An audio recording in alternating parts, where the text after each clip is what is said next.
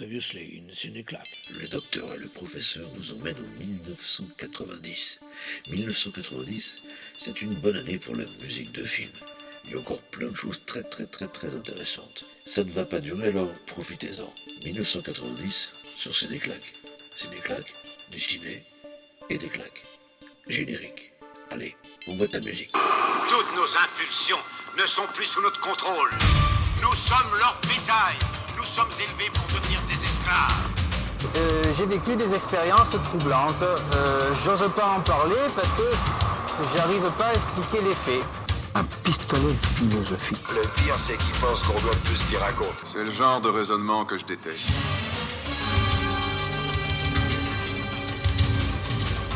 Bonjour professeur. Bonjour docteur. Professeur, que faisiez-vous en 1990 1990, je crois que j'étais en train de faire une série de conférences un peu partout dans le monde. Quelle chance. Oui, il me semble que c'était ça, oui. Oh, quelle chance, professeur. Le monde a de la chance de vous connaître, professeur. Oui, je sais, il me le rend. Oh là là.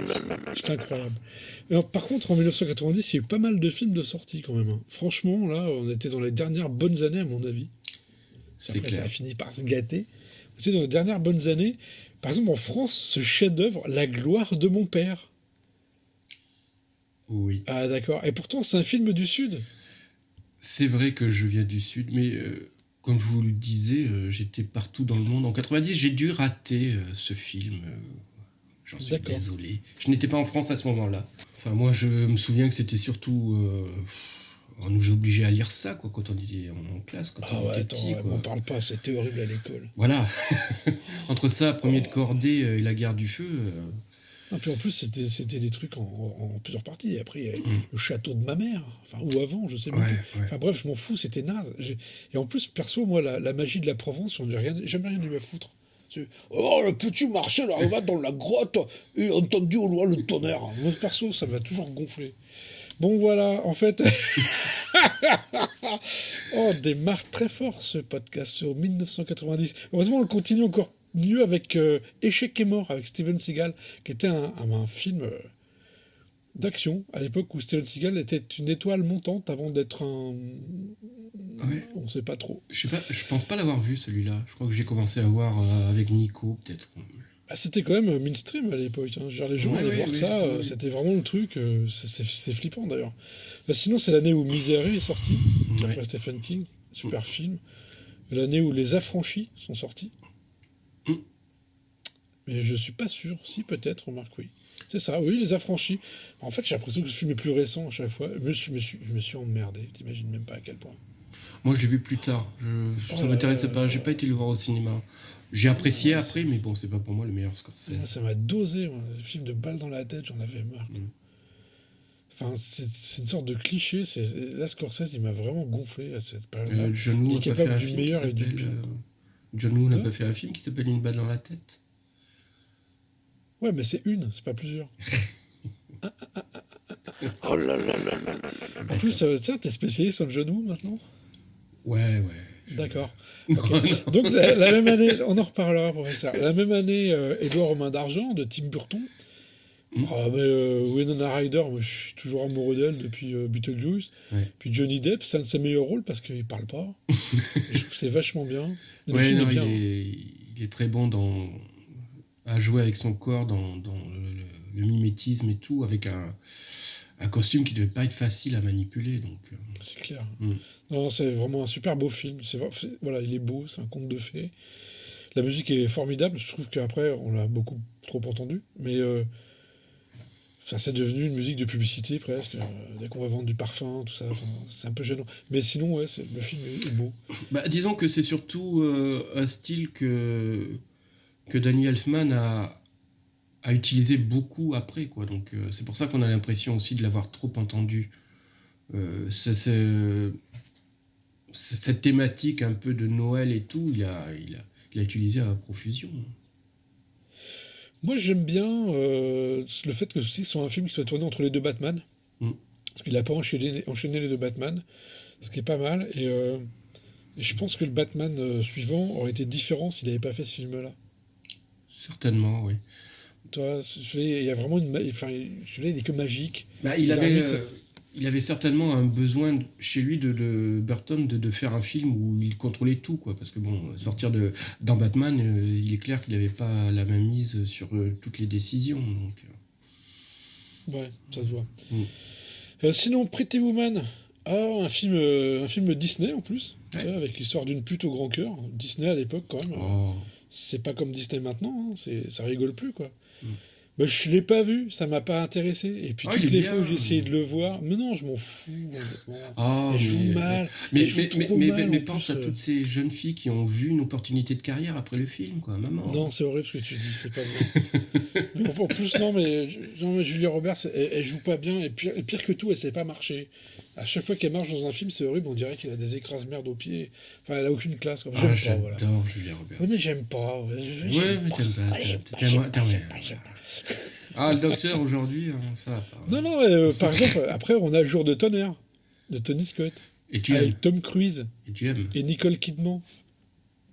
Ah, mais il est trop. C'est pas mon. Oui, mais c'est pas du tout mon préféré de Scott, c'est pas mon préféré de Tom Cruise. Ben, moi non plus, j'ai tenu un quart d'heure, j'ai arrêté. C'était horrible. Franchement, tu sais, dans la vie, on n'est pas obligé de regarder des films jusqu'au bout. Par contre, moi, si, je peux pas faire autrement. Si je lance un film, il faut que j'y aille jusqu'au bout, sinon. C'est pas cool. C'est quoi ce truc-là? Mais si, non, y a rien, c'est comme un livre. T'as le droit de l'arrêter s'il te gonfle, quoi, toi. Ouais, mais tu sais jamais, peut-être qu'il va y avoir quelque chose qui va faire que c'est bien ou. Ouais, dans ces cas-là, tu demandes aux copains. C'est mieux. Je suis pas allé jusqu'au bout, ça vaut le coup? Ouais, c'est bien. Mes copains savent pas bien, lire. Ça bouge à la fin? Non, ça bouge pas. Bon, hop. Pas bon. Quelle philosophie. Par contre, c'est tout le contraire pour la poursuite d'Octobre Rouge de John McTiernan. Fait un putain de film, hein, quand même, sérieux. Carrément, oui. Là, ça le fait. Hein, c'est Sean Connery qui est toujours génial. Enfin, super musique aussi. Ouais, grande musique de Basil Polidoris. Et même si aujourd'hui, bon, il fait pas bon d'être russe, l'hymne russe qui ouvre le film est magnifique. Ouais. Et John McTiernan l'utilise de façon intelligente parce que il y a longtemps, j'avais écrit un papier sur la façon dont McTiernan utilisait les musiques dans ses films.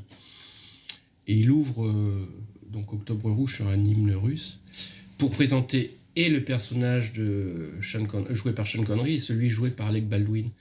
Au lieu de dire à Basil Polidoris, tu me fais deux styles différents, deux thématiques, parce que l'un est russe, l'autre est américain.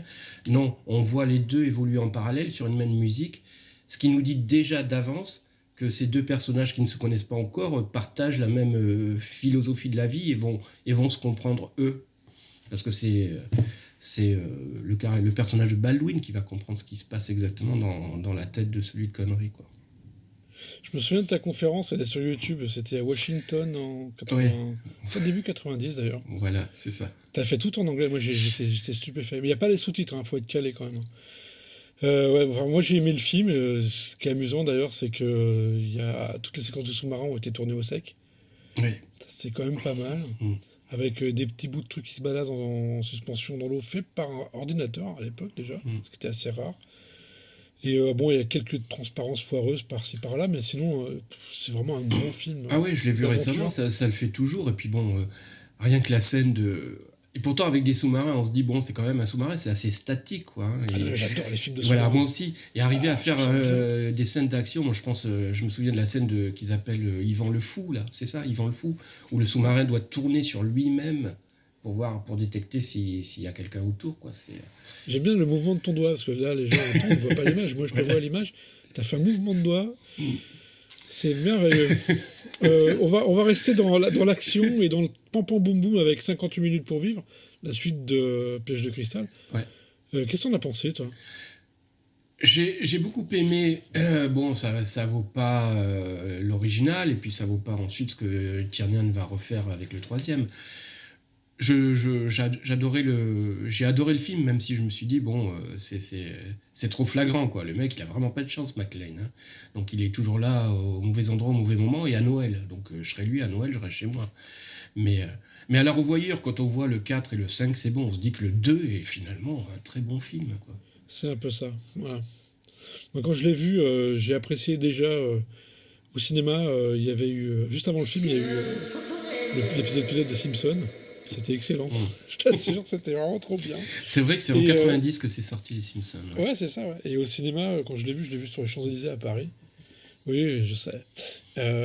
J'avais vraiment apprécié. Du coup, j'étais vraiment en bonne disposition, alors que j'avais quand même pas une grosse confiance, quoi. Et parce que le type avant a fait juste un Freddy quelconque. Ah, mais il était bon, moi j'avais bien aimé. Il avait fait un petit film aussi, Prison, avec un Viggo Mortensen. Mais Prison, j'avais pas vu. J'avais vu que le Freddy, et Freddy, ça commençait déjà à tourner. Dès le 3e, pour moi, c'était parti en... Prison, c'était avec Viggo Mortensen, mais il n'était pas connu encore. Ah, mais ouais. Mais il connaissait pas les Hobbits.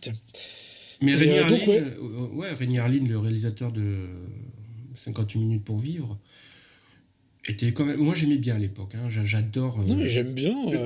Il fait plus du caca maintenant, mais sinon, c'est vachement bien. J'adore Ford Fairlane. J'adore Cliffhanger. J'adore Au revoir à jamais. Ouais. Moi, j'ai adoré Ford Fairlane. J'ai vraiment adoré. Ah oui, très bon aussi. Ouais. C'était... franchement, c'est un des films les plus graves du monde. Le mauvais goût total. Et je peux pas m'empêcher de rigoler comme un crétin quand je le regarde, parce que c'est un film crétin. Quoi. Mais il avait réalisé avant 58 minutes pour vivre, je crois. Oui, tout à fait. Mais de toute façon, Ford Fairlane n'est pas sorti en France au cinéma. Non, voilà, je l'ai trouvé en vidéo, moi, oui. Ouais, pareil. Ouais, parce que Andrew, c'est quoi le personnage principal? Andrew Dice Clay n'était pas connu en France, donc... Ouais, puis c'était quand même limite au niveau humour. Oui, carrément, oui. Ah ouais, ça craint du boudin. Sinon, j'ai trouvé que 58 minutes pour vivre, c'est un putain de film d'action, ça s'arrête jamais. Après, on remarque que c'est quand même ce qui va se passer pour toutes les suites après, c'est-à-dire la méga surenchère. Il n'y a même plus d'histoire à raconter, quoi. C'est juste...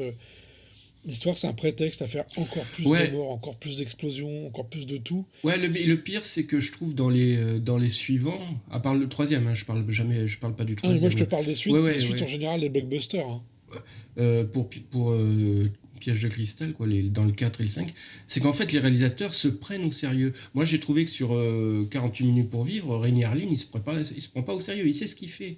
Rien que le premier 10 minutes, là, surtout. Rien que le premier plan, les premières scènes où tu vois le méchant du film tout nu en train de se faire des mouvements de je sais pas quoi, sport japonais, là, enfin, en train de se muscler, là.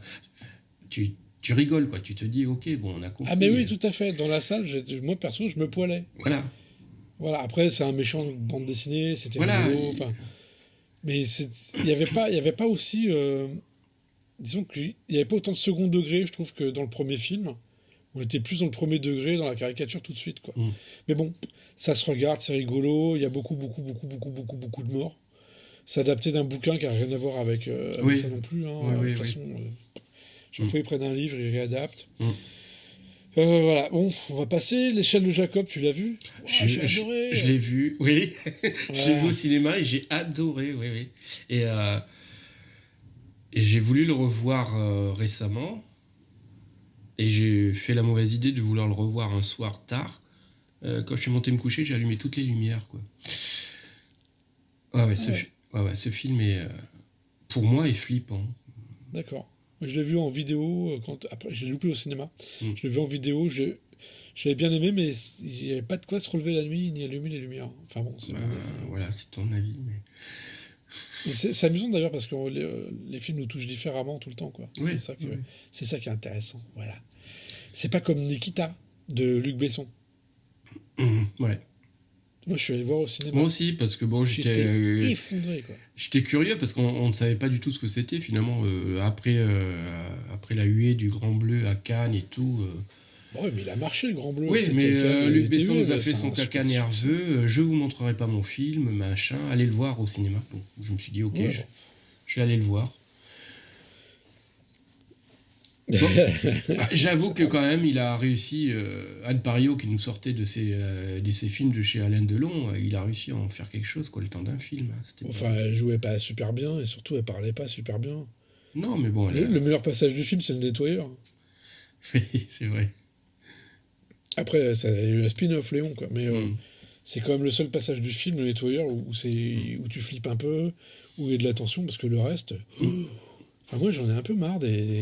Ça démarrait là, en fait, les héroïnes qui ont 12 ans d'âge mental, ou 14 ans. Ah, ben c'est la passion de Besson. Oui, je sais, ça c'est son truc, ça. Il Et kiffe donc, 14 ans, un peu comme Brigitte. Et donc on Mais retrouvait Eric Serra qui... je crois que c'est peut-être sa BO la plus typique des films de Besson, quoi. Elle pourrait marcher pour tous les films de Besson. Bah, Eric Serra, quoi. Ouais. Donc. Moi, je vois après, sur mes petites affiches, j'ai Total Recall avec Arnold Schwarzenegger. Ah, il y en a eu, c'est pareil, ils sont empilent les cadavres. Hein. Ouais. Et en même temps, c'est bien. Et j'adore la façon dont il se sert d'un cadavre pour se protéger aussi, à un moment donné. Ouais, voilà, c'est un film mal élevé, en fait. C'est Paul Verhoeven, hein. Parce que le film a vieilli, quand on le regarde maintenant, ça se voit, ça a vieilli, t'as du caoutchouc partout, t'as tout. Mais ça tient la route parce qu'il est suffisamment méchant et teigneux. Oui, et voilà, puis il n'y a pas eu plus teigneux que ça en SF grand public, hein. Je trouve... Et puis il se termine sur une question, en fait. Je crois que Paul Verhoeven a répondu longtemps après, mais au final, on ne sait pas si c'est véritablement... Tout est un rêve, parce qu'en fait, de compte, dès qu'il va sur Mars, il se passe tout ce que la société lui avait promis. Alors, est-ce qu'il est arrivé ou est-ce que c'est vrai ? Je sais pas, pour toi, c'est quoi ? Il rêve ou pas ? Je crois que, si je me souviens bien, ça se termine par un fond blanc. Donc oui, c'est un rêve. Ouais, c'est ce que je me dis aussi. Ouais. Parce qu'on voit quand même tout au départ sur les écrans, ce qui voilà. va arriver. Oui. C'est un rêve, on est bien d'accord. En même temps, on tue pas Sharon Stone comme ça. Faut pas déconner. Ah ouais, mais c'est la réplique, quoi, c'est prends ça comme un divorce. This is a divorce. Oui.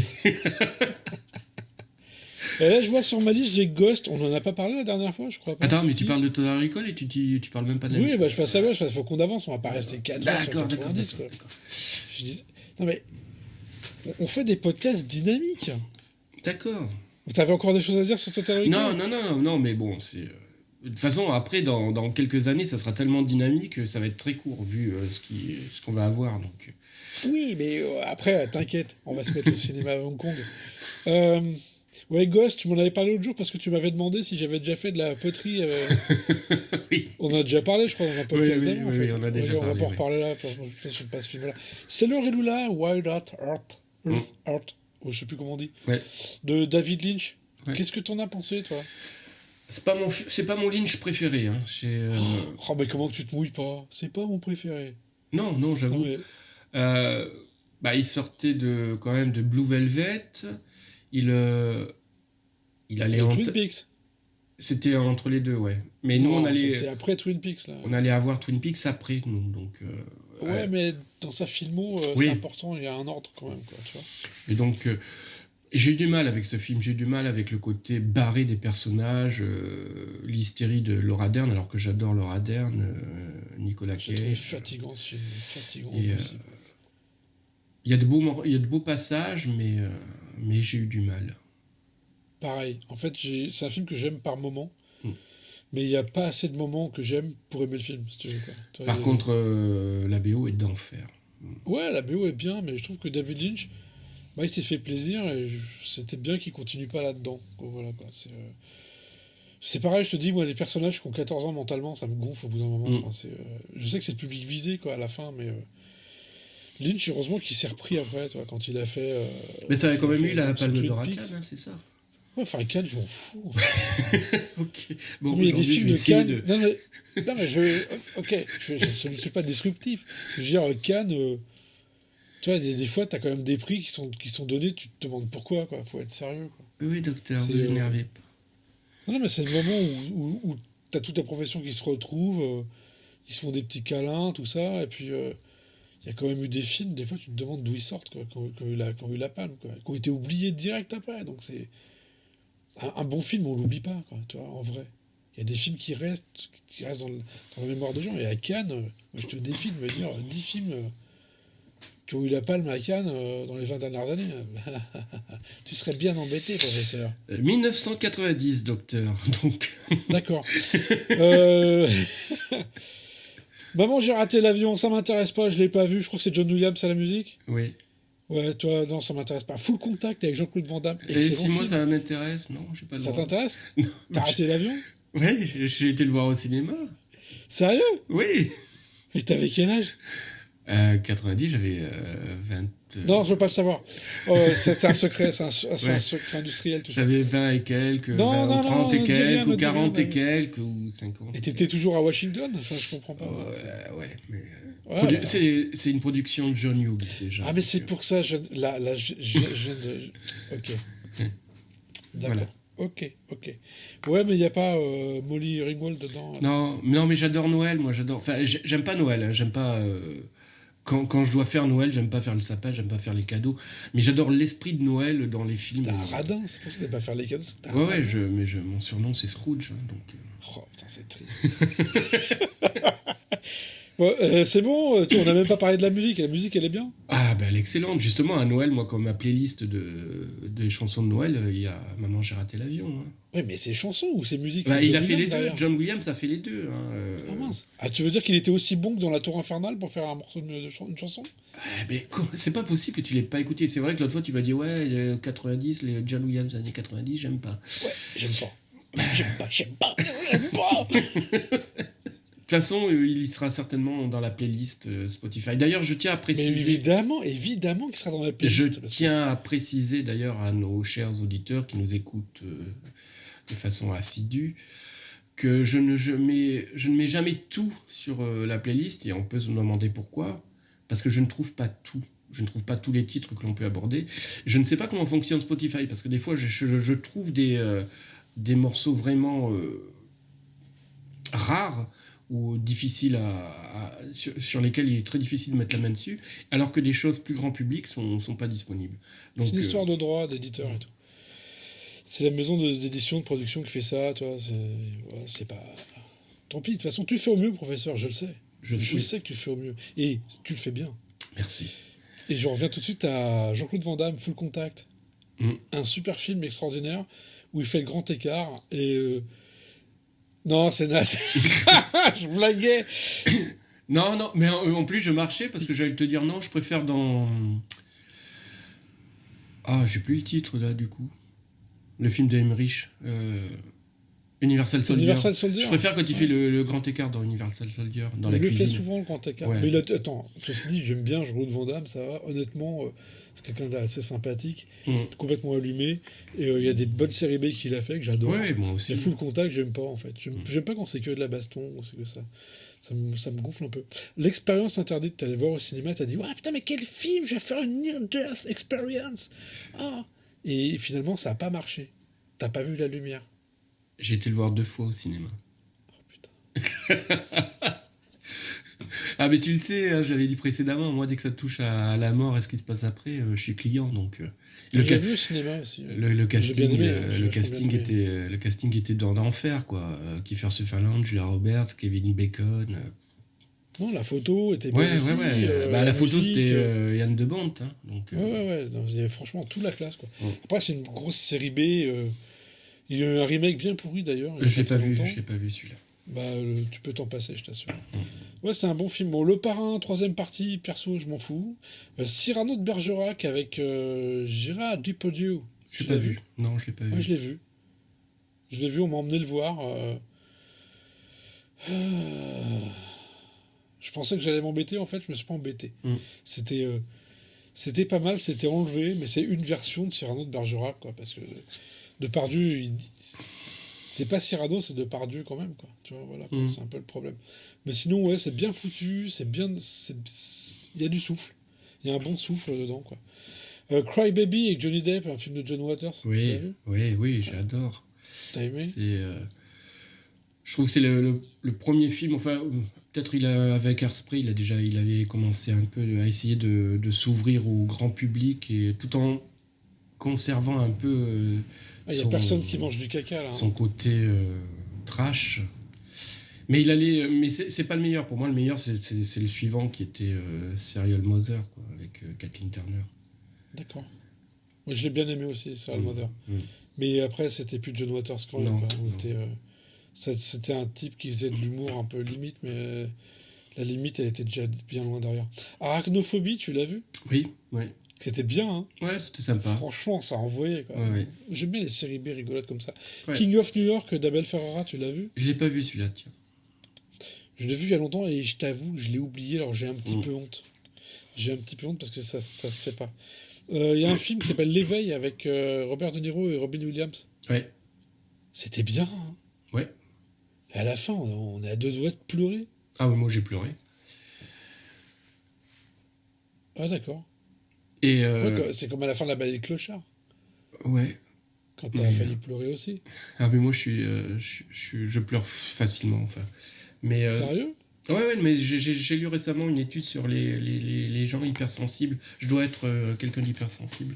Ah non, ceci dit, attention, moi, il y a des films, j'ai les boules, Mais il faudrait pas qu'on me parle à certains moments, quoi, parce que... voilà. Enfin bon, c'est pas grave. En tout cas, ouais, c'est un très bon film, L'Éveil. Je trouve que c'était pas mal, le pathos au maximum, et puis en fait, à la fin, t'es un peu révolté, et puis voilà, quoi. Sinon, il y a eu... Mais attends, parce que tu nous fais quoi là aujourd'hui? Tu nous parles que des films, tu parles pas de la musique. On n'était pas censé parler des bandes originales? Bah si, vas-y, il y a un truc à dire sur la musique de... Ah bah c'est quand même Randy Newman, donc... Ouais, mais je suis pas fan, moi. Donc, Voilà, je t'ai proposé de faire la présentation des films. Hein, mais alors pourquoi tu parles du film? Bah c'est subjectif, moi, si la musique m'a pas marqué, je vais pas te dire « Ah, super musique et tout », toi, enfin... C'est pour ça que je t'avais proposé, mais si on va parler plus de musique, tout ça. Ok, mais alors vas-y. Qu'as-tu à dire? Non, je trouve que c'est un compositeur rare dans la musique de film, parce que bon, il en fait pas tant que ça. Il est avant tout artiste-interprète, quoi. Mais bon, c'est quand même un des membres de la grande famille Newman, hein, donc il a un talent incontestable. Et je trouve que à l'époque, pour L'Éveil, il avait fait aussi la même année Avalon. Ces BO sont d'une délicatesse et sont touchantes aussi. Celle de Pleasantville aussi, quelques années après, un magnifique film. Je sais pas si tu l'as écouté. Si, mais j'aime bien ces musiques, mais je les retiens pas. Il avait fait, et quelques années avant, il avait fait aussi une musique que j'adore pour The Natural. En français, c'était comment? Le film avec le baseball, avec Robert Redford sur le baseball, c'était... Mais tu kiffes le baseball, ça c'est parce que t'as vécu aux États-Unis pendant des années. Donc non, Randy Newman est quand même quelqu'un d'important, je trouve, dans la musique de film. Il en fait mais pas important, souvent, mais sauf que je retiens pas ces musiques. Si tu veux, il y a... Ça m'évoque rien, ça habille le film, c'est toujours assez délicat ce qu'il fait, il n'y a pas de problème. Ouais. Mais je les réécoute pas parce qu'il n'y a pas... Il n'y a pas ce petit truc pour moi. Après, tu as le droit d'aimer. Merci. Tu as le droit. Et au contraire, peut-être que maintenant, je vais réécouter du Randy Newman, ou du Lionel Newman, ou du Paul Newman, ou du... je sais pas, toute la famille Newman. Oh là là là là. Non, ok. Un intrus s'est glissé dans la famille Newman. Sauriez-vous trouver lequel? Sinon, non, mais il y a forcément aussi un Jean-François Newman quelque part. Sinon, on peut passer à la suite ou parce que là, en fait, l'idée, c'est quand même, on fait un panorama des films sortis dans l'année, quoi, tu vois. Les Tortues Ninja, le film, tu l'as vu? Non, j'ai pas encore vu. Bah moi, je l'ai vu. Et puis, c'était bien. C'était complètement débile, mais ça se tenait. Uranus, c'est pas un film de boule, hein, de Claude Berry. Non, j'ai pas vu non plus. C'était vachement bien. Ah ouais?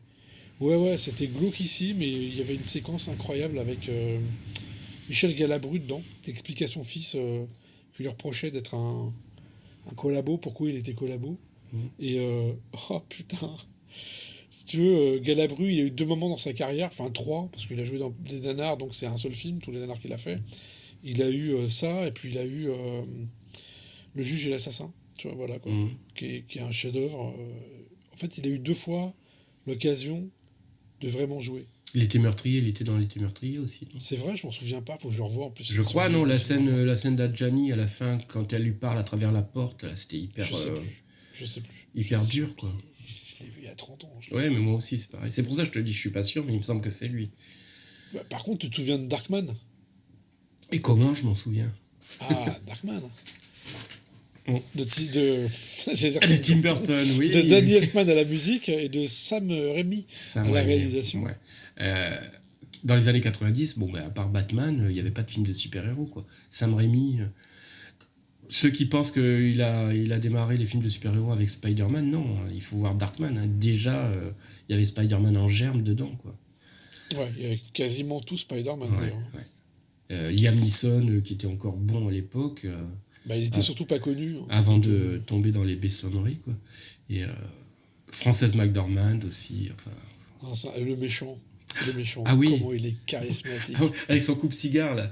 Ah ouais, c'est trop bien. Non, c'est un super film. Et, alors, on sent que c'est une série B avec plein de trucages bien pourris, mais ça marche parce qu'on est dans de la vraie bande dessinée.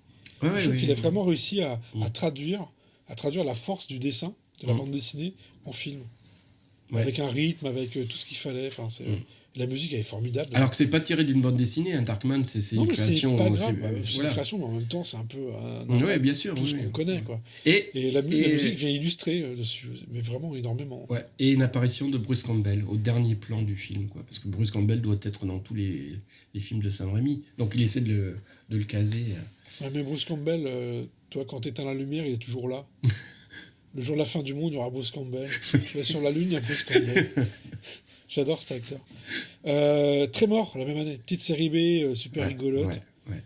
Très mort, avec le premier plan des héros qui pissent du haut d'une falaise. Moi, je trouve, là, déjà, dès le premier plan, moi, ça m'a accueilli. Je me suis dit, ok, je vois dans quoi on est. Ouais. Et en fait, c'est un super film. Quoi. C'est super oui. drôle, on en revient là-dessus. C'est comme je disais, pour 58 minutes pour vivre, quoi. C'est des films, les réalisateurs vont pas se prendre au sérieux. Ils savent ce qu'ils font et ils le font bien en plus. Donc, mais ils aiment ce qu'ils font, là. Ça ils aiment vraiment. Quoi. J'ai devant moi un rêve d'Akira Kurosawa. J'ai pas vu. C'est une production George Lucas en plus, je crois. Ouais. Je l'ai pas vu. J'ai honte de pas l'avoir vu. En plus, c'est les effets spéciaux de l'ILM et tout. Mais il est sur ma liste et je peux même pas parler de la musique. Par contre, Un flic à la maternelle, je suis sûr que tu l'as vu. Oui. Pas au cinéma, je l'ai vu en vidéo après, mais j'ai pas été le voir au cinéma. Mais je l'ai vu. D'accord. Et t'en as pensé quoi? Bon, c'était sympa, ça me fait rire. Bon, c'est bon enfant. D'accord. Et la musique, t'en as pensé quoi? J'ai bien aimé la musique, les petites ritournelles de Randy Edelman. Moi, ça me plaisait bien. Randy Edelman. Ouais. D'accord. Celui qui a fait Daylight. Ouais. J'ai bien aimé Daylight, mais je pense qu'on en parlera après. Oui, je reviendrai dessus. Gremlins 2 de Joe Dante avec musique de Jerry Goldsmith. Ouais. Qui est la même musique que dans le premier film, en vrai. Hein. Mais plus dingue. Ah oui, mais là, carrément. Et puis Dante, carrément, il s'est lâché sur ce film, quoi. C'est plus un film. Hein. On est non, c'est... Hein. Et je sais vraiment dans autre chose. Et je sais pas si tu te souviens, à un moment donné, t'as le film qui casse. Ouais. Et au cinéma, c'était la bobine qui cassait. Et quand on louait le film en vidéo, c'était la cassette vidéo qui déconnait, quoi. Ouais, qui se déroulait. Voilà. C'est à fait. Ouais, j'en ai un souvenir de rigolade. Puis c'est bourré de références. Il n'y a pas une scène sans avoir 10 000 références. Enfin, c'est vraiment bien. Tati Daniel, tu l'as vu cette année-là? Non. Parce que il y a aussi des films français qui ont marqué les gens. Parce que Tati Daniel, c'est devenu carrément une expression. Hein. Bah, figure-toi que je l'ai parce que mon frère adore ce film, mais je ne l'ai pas encore regardé. Bah, j'aime bien parce qu'on voit une vieille mamie qui est une saleté. Et ça changeait d'habitude. Parce que moi, dans la vraie vie, je connaissais des mamies saletés. Et il n'y en avait pas au cinéma. C'était toujours des mamies gentilles. Tu vois, et là, d'un coup, on a droit à l'horreur totale. Quoi. Ah oui. Le château de ma mère, donc, ça, on ne va pas en parler. Hein, Marcel Pignol, on l'a vu tout à l'heure. Le bûcher des vanités de Brian De Palma. Oui. C'était bien. Ouais, très bien. Ouais, je suis d'accord avec toi. C'est de qui la musique? Dave Gosing. Putain, je m'en souviens plus. Je savais que tu le savais. Hein, mais ouais, parce que c'est une des BO que j'écoute assez régulièrement. Elle est très bonne, oui. D'accord. Moi, j'ai adoré le film. J'avais lu le bouquin avant. J'ai pas lu. J'ai pas osé parce que bon, c'est un pavé. Et ouais, mais ça, c'est des pavés qui se lisent vite. Comme des livres de 200 pages, tu mets 3 mois à les lire. Quoi. Par contre, je trouve que les Américains n'ont pas compris le film. Où il y avait eu un tollé sur le film, quoi. Alors que c'est clairement une comédie, quoi. Oui, Brian De Palma, oui. Oh là là là là là là là. Oui, ok, j'ai rien dit. Autant pour moi. Ouais, mais c'était, je trouve, le réalisateur idéal pour ce film parce que ça correspondait vraiment à son humour. L'humour qu'il avait et qui transparaissait dans beaucoup de ses films aussi, quoi. Donc il a un regard très acerbe, très sur les situations et les gens, quoi. Bah, dans le bouquin, c'est ça aussi. C'est même dans le bouquin, on sent vraiment l'ironie constante. Dick Tracy, tu l'as vu quand c'est sorti? Oui, je l'ai vu. Je l'ai vu aussi, et j'ai pas aimé. Et je voulais l'aimer, ce film-là. Je voulais vraiment l'aimer, et il y a un truc qui clochait tout le film. Moi, j'ai beaucoup aimé Je trouvais ça audacieux, le parti pris était audacieux, je trouvais que ça fonctionnait. Ouais, mais je trouve que ça se tenait pas à la fin. Quoi. J'ai pas réussi à rentrer dedans. Je trouvais Madonna pour une fois très très bien avec des numéros de chants écrits par Stephen Sondheim, je crois, et qui sont excellents.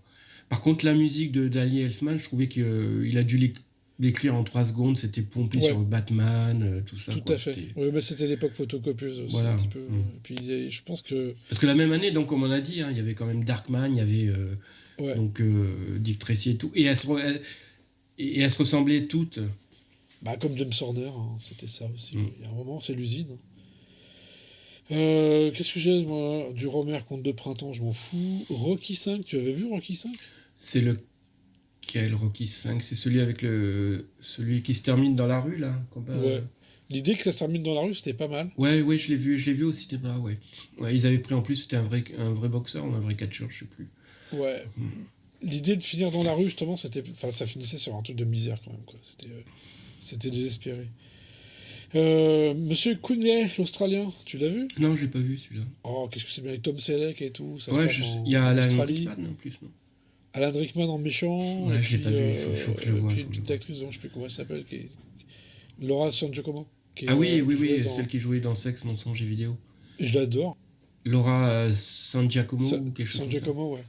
Et c'est vraiment une actrice super et on l'a pas vu beaucoup. Ouais, on l'a pas vu beaucoup alors qu'elle avait... Parce qu'elle est, déjà, elle est jolie. 2, elle arrive à faire des trucs. Je l'ai vu en Femme Fatale. Bon, Femme Fatale d'1m55. Ah ouais, mais elle en imposait, je trouvais, dans ses mais rôles. Mais voilà, quoi, ça le faisait quand même, quoi. Et je trouvais que ce film, voilà, Mr. Quigley, l'Australien... Ah bah tu me donnes envie de le voir, là. Air America avec Mel Gibson et puis Robert Downey Jr. J'ai pas aimé. Tu l'as vu? Ouais, je l'ai vu, mais je l'ai vu... C'est Roger Spottiswoode qui a fait il y a pas très longtemps, en fait, et j'ai pas aimé, quoi. Les films sur le Vietnam, moi, c'est pas ma tasse de thé, de toute façon. Ouais, voilà, ok. Predator 2? Génial. Il est bien. Hein. Ouais. Il est méchant, je trouve. Il est sale. Mais je crois qu'on a déjà parlé dans un podcast avant. Oui, parce que de toute façon, on pouvait pas parler de Predator 1 sans parler du 2. Et puis après, ça s'arrête. Faut pas voir les autres Predators, de toute façon. Donc, Ouais, tout à fait. Tout à fait d'accord avec toi. Moi, je vois sur ma petite liste, là, j'ai La Relève avec Clint Eastwood. Je suis pas un gros souvenir, c'est un film... Ouais, c'était un petit Eastwood, je trouve. Ouais. Et il y a Robocop 2. Oui. Ouais, là Robocop 2, aussi, je trouvais que c'était une bonne suite, quoi. Qui n'a pas à rougir C'était pas mal, quoi. Ouais. J'adorais le méchant Tom Noonan, je suis fan de cet acteur. Ouais.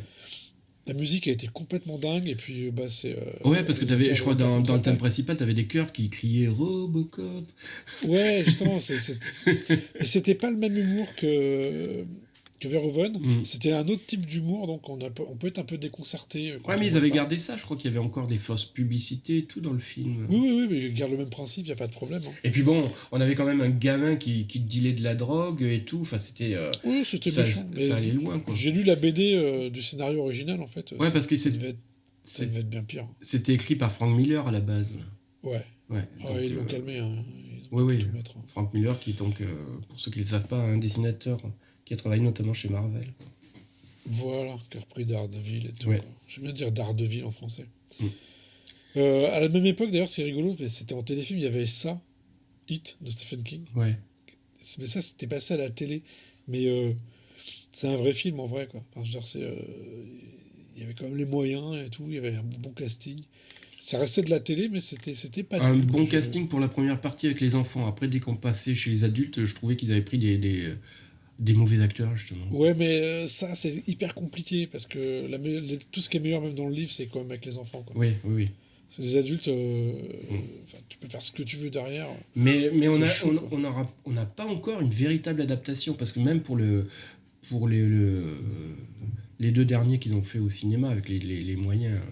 Ils ont retiré surtout toute la c'est toujours pareil, c'est scindé en 2, c'est jeunesse et vie adulte après. Alors que dans le roman de Stephen King, tout s'imbrique. C'est les adultes qui repensent au passé. Tu l'as lu, le livre original? Ah bah oui, forcément. Okay. Mais ils ne pouvaient pas garder cette structure-là s'ils ne savaient pas qu'ils allaient faire une suite, en fait. Donc ils ont fait carrément une sorte de film indépendant avec les gamins. Ils se sont dit, si ça marche, on fait la suite. Mais ce qui est débile, c'est que le charme du livre, c'était justement ces moments entrecroisés qui se répondaient et qui étaient incroyables. Parce que du coup, quand on a la période adulte, on a du mal à retrouver les enfants et à s'attacher à eux. Carrément.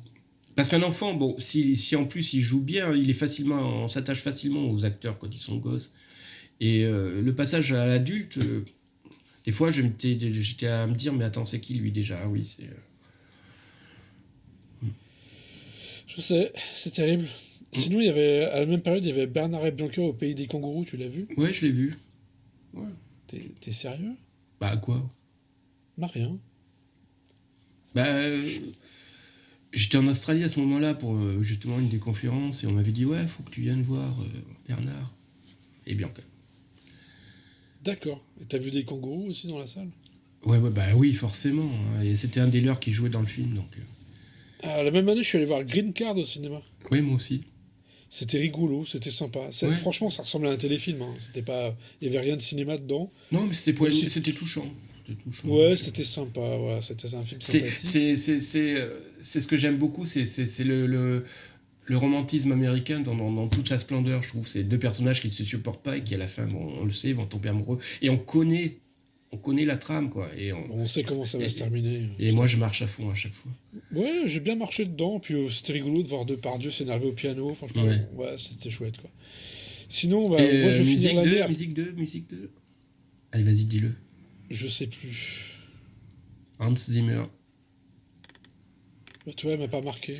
Mais qui a essayé de faire du Enya, parce que Peter Weir a utilisé beaucoup de morceaux de Enya dessus, sur le film aussi. Et je l'ai pas revu depuis 90, je l'ai pas revu le film. D'ailleurs, c'est les morceaux où tu as des compositions d'Enya, c'est vraiment les moments qui marchent le mieux, quoi.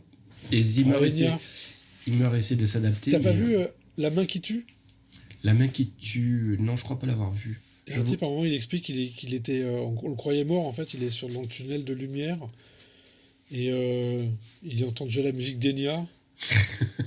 Puis après, il dit, mais t'es pas rentré dans la lumière? Il dit, non, c'était trop loin, j'avais la flemme. Donc, mais surtout, il avait la musique d'Enya. Mais tout ça, pour en arriver, pour moi, le dernier que j'ai sur la liste, mais peut-être j'en ai oublié, sans doute d'ailleurs, Retour vers le futur 3. Ouais. Qui était un super film, qui était un de mes préférés cette année-là. Mais c'était ouf, hein, cette année, quand même. Ouais. Ça rigole pas, quoi. Il y avait quand même plusieurs bons films par mois qui sortaient. C'était pas la disette. Hein. Et... moi, ça avait été une petite pointe de déception un peu, parce que bon, terminer la trilogie sur un film finalement très linéaire, quoi, pour un retour vers le futur, au final, on restait au Far West, quoi, et l'histoire se déroulait, mais sans toutes ces péripéties de voyage dans le temps qu'il y avait dans les précédents. Donc, moi, j'ai bien aimé le côté un petit peu mélancolique à la fin. Ouais. Ça m'a vraiment touché, parce que dans le premier, bon, c'est de l'aventure pure et dure, il n'y a pas de problème. Dans le deuxième, il y a quand même des séquences, on est à la limite du film d'horreur. Parce que quand il se retrouve dans son 85 alternatif, c'est du post-apo, quoi. Il n'y aurait pas la musique un petit peu dessin animé derrière, on serait dans un film d'horreur en vrai, quoi. Et j'ai trouvé que c'était bien de finir comme ça, en fait. Ouais, parce qu'au final, on voit que Marty a appris la leçon, quoi, de toutes ces péripéties, quoi. C'est lui qui devient l'adulte. Voilà, oui, parce qu'il avait toujours ce côté je fonce dans le tas dès qu'on m'attaque, et ce qui lui avait valu plein de problèmes. Et là, il a l'occasion de dire non, j'arrête. Et puis bon, le fait que quand on lui demande son nom, il dit je m'appelle Clint Eastwood, moi ça avait fait mourir de rire. Il y a des trouvailles incroyables, des vraies trouvailles. Hein. Et Sylvester s'en est donné à cœur joie dans la musique de western, quoi. Ouais. Je trouvais que la musique était excellente, justement. Ça prenait vraiment du western. D'ailleurs, Varese avait sorti une version de luxe il y a quelques années, là. Je sais pas si tu l'as vu ou tu l'as entendu. Oui, je l'ai entendu. Ouais. C'est très bon. Quoi. Oui, il y a l'intégralité de la musique dessus. Si, je peux pas finir sans parler de Troll 2. Troll 2, c'est pas la suite de Troll 1, ça n'a rien à voir. Troll 2, professeur, si jamais... Imagine demain, c'est la fin du monde. Oui. Et tu me dis, ouais, qu'est-ce que je peux regarder comme film, tu vois, avant la fin du monde? Troll 2. Ah bon? Après, si c'est pas la fin du monde, tu t'es fait rouler. Hein. Mais Troll 2, c'est... Parce qu'il y en a, ils vont se regarder, Le Seigneur des Anneaux, trucs comme ça. C'est bien, c'est gentil. Tu vois, mais Troll 2, c'est une expérience qui te rappelle qu'on est que des humains, en fait. Et qu'un cerveau est faillible. Et c'est une expérience comme si tu avais pris des produits chimiques à haute dose. Mais t'es sûr que tu n'en as pas pris quand tu as vu le film? Parce que là, non, la façon dont tu en parles, je pense pas que le réalisateur ait pensé à tout ça. Hein. Je crois qu'il a pensé à rien en faisant, justement. C'est ça qui est intéressant. C'est un film pendant des années, je voulais pas le voir. Je l'ai pas vu en 90. Hein. Je l'ai vu, je sais pas, j'ai dû le voir il y a 6-7 ans. On s'est projeté ça avec des amis fans de nanar et en fait, je me suis dit, mais j'ai raté un truc. Je pense que si je l'avais vu à sa sortie, ça aurait déterminé beaucoup plus de choses chez moi. Quoi. Ça remet tout en question, ce film. Le cinéma en lui-même est remis en question, je t'assure. La mise en scène, les dialogues, le jeu des acteurs. Et tu te dis, ok, la même année, il y a quand même eu, toi, t'avais Cyrano de Bergerac, qui était quand même culture française à fond. Il y avait des films qui étaient bien. Et il y avait Troll 2. Et ouais, je t'assure, ça vaut le coup, tu regardes ça. Après, est-ce que tu seras capable de faire le résumé? Est-ce que tu seras capable même d'éteindre ta télé? Je sais pas. C'est un film presque parfait. D'accord. Dans son genre, on est bien d'accord. Dans son genre. Écoute, j'essaierai de le voir, je te dirai ça, ou alors les médecins te contacteront, quoi. Oui, voilà, mets toujours mon numéro de téléphone. Oui. Je laisserai une note. Bon, j'ai vu Troll 2, appelez à ce numéro. Mais t'as le droit d'appeler des secours après, parce qu'il faut que ton voyage soit entier. Donc pendant, tu coupes pas, rien, quoi. Tu regardes pas autre chose, tu te ligotes devant ton écran et tu vas voir, c'est quelque chose. Donc voilà, est-ce que j'ai oublié des films, professeur? Certainement. Alors, et là, tu sors ta liste magique et tu me fous la honte. Non, mais bon, moi, ce que j'avais noté... J'avais noté Affaires privées de Mike Figgis. Mais comment? J'ai pas... Non mais... C'était un super film. Avec oui, et surtout Andy Garcia. Ouais, non, mais les deux, le film et puis j'aime beaucoup les ambiances des films de Mike Figgis, et il faut noter que c'est toujours lui qui fait la musique en plus. Donc, bon, c'est très éthéré, c'est très un peu jazzy, tout ça, mais j'aime beaucoup. Ouais, c'était un très très bon film. J'ai vraiment bien aimé. Ce qui est amusant, c'est que c'est sorti la même année que Pretty Woman. Oui, et... Bah ouais. Et donc? Et ouais. Tu vois, le type, il était quand même capable de faire... capable de faire deux films d'accord. Je cherchais le lien entre Pretty Woman et Affaires privées. D'accord, oui, c'est... Oui, l'acteur principal. Oui, mais voilà, oui, mais était une méga star à l'époque. Le type faisait ce qu'il voulait, c'était le roi de la Terre. Ouais, c'était le roi de la Terre, mais... non, j'ai pas oublié. Mais Richard Gere, ou Gere, de toute façon, il joue toujours pareil, donc pour moi... c'est pas lui le plus important, quoi. Andy Garcia dedans était fabuleux. Voilà, on est d'accord. Je te conseille un film qui s'appelle City Island de Andy Garcia. Oui, tu en avais parlé Andy déjà. Garcia et sa fille. C'est vraiment super. Ouais, tu en as parlé. Qu'est-ce qu'on a d'autre comme film sinon? J'avais cité, j'avais noté Les Anges de la nuit de Phil Joannou. Oui, excellent réalisateur. Voilà. Je crois que je l'ai vu sur Canal+ quand il est passé. Moi, c'est pareil, je l'avais raté à l'époque. Genre 2 ans après, je m'en souviens plus, ça fait 30 ans. Très bon casting. Sean Penn qui commençait déjà enfin à devenir un bon. Gary Oldman, un tout jeune Gary Oldman, déjà bien énervé. Ed Harris. Et puis une fin magnifique, quoi, sur... ça se passe à Boston. À Boston. Pendant la fête, la Saint-Patrick, quoi. Et... cette scène est hallucinante, quoi, parce qu'ils ont... Phil Joannou, il a une carrière bizarre. Ouais, ils ont filmé à ce moment-là avec la parade et tout, je crois et c'était fabuleux, quoi.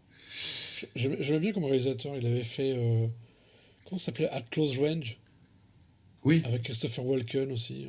Ouais, c'était lui. Ah ouais, c'était lui. Je sais qu'il avait fait le concert... Il avait fait le concert de U2 aussi. Ouais, c'était le film, il était bien. Ouais. Il était vraiment bien. Non, puis après, il a un peu disparu, il a fait 2-3 trucs. Et après, il a fait un film que j'aime bien. Bon, le titre français est à la noix, hein, puisque c'était Meurtre de sang chaud ou un truc de sang froid.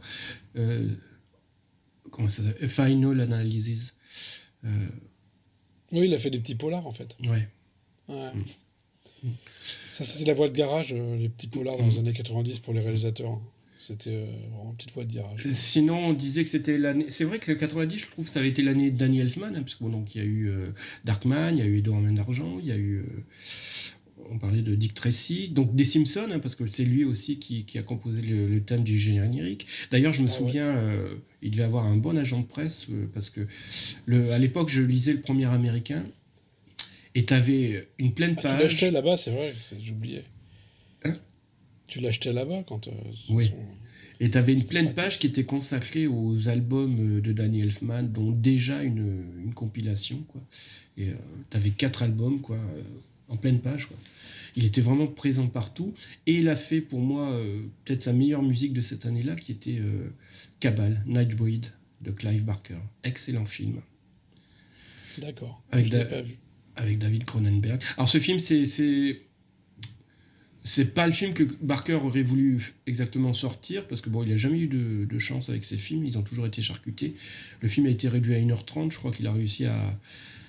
Il y a une édition qui est sortie. Il y a une version là. intégrale qui est sortie, ça je Ouais, sais. elle n'est pas vraiment intégrale, elle fait 2 heures, elle est sortie récemment.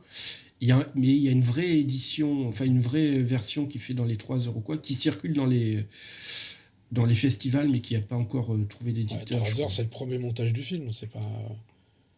C'est peut-être une version de travail. Quand tu arrives à 3 heures comme ça...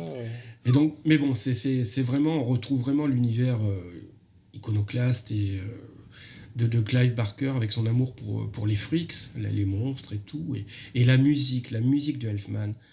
On disait que c'était une période où il faisait la même chose, mais là, il avait monté le curseur de plusieurs crans, quoi. Elle est démente. Très bien. Mais en fait, je la connais pas. Hein. Je t'avoue Ouais, que- peut-être si je la trouve sur Spotify. Tout à fait. Ou un petit zip avec des MP3 dedans. Sinon, il y Enfin, avait. voilà. Sinon, donc, pour Green Card, je te disais que c'était Zimmer, mais pour moi, le meilleur Zimmer de l'année, et peut-être de toute sa carrière, peut-être, je pense, hein, c'était Fenêtre sur Pacifique, le film de Schlesinger. Je l'ai vu, il était pas mal. C'était Ouais. aussi cette année-là? Oui, c'était cette année-là. Putain, Oui. mais c'est pas possible. Avec 1990, c'est... Michael Keaton en bad guy qui est excellent, et surtout, je trouvais, j'étais amoureux d'elle, quoi. Je sais plus son nom. Oh, la honte. Michael Keaton? Non, Mélanie Clifford. Ah oui. Elle était excellente dans ce film. Et comment elle reprend la situation en main, quoi, face à son mari, là, Matthew Modine, mais qui était... elle a jeté, quoi. On comprend pas qu'elle soit avec un mec pareil, mais... et c'est elle qui prend le destin en main et qui va sortir de l'embrouille dans laquelle ils sont, quoi. Et la musique de Zimmer, qui doit beaucoup à Shirley Walker, est géniale. D'accord. De toute façon, D'ailleurs- c'est une collaboration qui va durer. Hein. Et l'édition Varese est intéressante parce que, bon, les musiques de Zimmer, c'est toujours des petits morceaux, des trucs que tu peux mettre à droite, à gauche. Et là, chez Varese, ils ont fait une chose intelligente, c'est qu'en fait, ils ont fait 4 suites de plusieurs, des longues suites. Donc, on a vraiment, avec cet album, une thématique et une construction qui en ressort. Ce qui était assez rare chez Zimmer. Alors, qu'est-ce que tu appelles des longues suites? Parce que c'était l'époque où c'était des disques de 30 minutes. Oui, chez oui, Varese. mais t'as 4 suites sur un disque de 30 minutes, donc t'as D'accord. 7, 8 minutes, quoi. Je peux aller chercher le CD si tu veux, il est là. Mais... Non, c'est bon, je te crois. Je te crois, professeur. Qu'est-ce que j'ai cité encore? Ah oui, j'ai mis Joe contre le volcan. Ouais. Une belle musique de Leroux. Mais surtout, première rencontre entre Tom Hanks et Meg Ryan. Et après, ils allaient faire 2 autres films. J'ai Présumé innocent aussi, mais un John Williams plutôt réservé, quoi. Mais bon, tu n'aimes pas John Williams des années 90. Non, j'aime bien. Je dis pas que j'aime pas. Et je trouve qu'il était bon. Hein. Jurassic Park derrière, ça a déchiré quand même. Mais j'aimais pas ce qu'il faisait en. Ouais, quand il était discret en fait. Je trouve qu'il est pas bon quand il est discret. Je suis désolé. C'est un musicien qui. Je trouve sa force. Je parle pas de sa qualité. Hein. Je parle de la force de sa musique. C'est quand de temps en temps, elle te transporte. J'aime pas quand elle illustre seulement. J'aime bien quand elle t'emmène la musique, quand elle devient un personnage du film. Williams c'est vraiment doué pour ça. Mm-hmm. Si c'est pour faire une musique papier peint, voilà quoi. Parce qu'il a fait pire, il a fait Hook, mais je crois que c'est après Hook, non? Ils sont en 91, je crois. Ouais, mais pire n'est pas le mot que j'emploierais pour Hook. Ça, on en parlera quand on y arrivera. Ok, est-ce que... c'est bon, on est bon pour 90 ou pas là? Non, j'ai encore... On n'a pas fini? Non, j'ai encore 2 autres titres que j'avais. Mais il y a eu combien? 75 millions de films de sortie? Vas-y. Non, j'ai mis White Palace, parce que c'est pas un film connu, je crois qu'il est pas sorti au cinéma en France. Là, c'est ton troll de à toi, ça. T'as voulu m'impressionner. Non, c'est un très beau film sur une relation amoureuse entre 2 personnages avec un écart d'âge assez important. Enfin, Tu veux dire monsieur et madame la présidente? Ou Non. madame et monsieur le président?